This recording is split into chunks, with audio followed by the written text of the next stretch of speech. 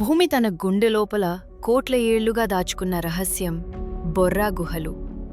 విశాఖపట్నం నుండి 90 కిలోమీటర్స్ దూరంలో తూర్పు ఘాట్ పర్వతాల మధ్య దాగిన అద్భుతం. 150 మిలియన్ ఏళ్ల క్రితం నీరు మరియు కాలం కలిసి ఈ గుహలను తీర్చిదిద్దాయి. చునారాళ్లలో ఏర్పడిన వింత ఆకారాలు, ప్రతి అడుగులో కొత్త దృశ్యం. ఇక్కడి గోడలు, పైకప్పు భూగర్భ శిల్పకలలో మాస్టర్ పీస్ లాంటివి.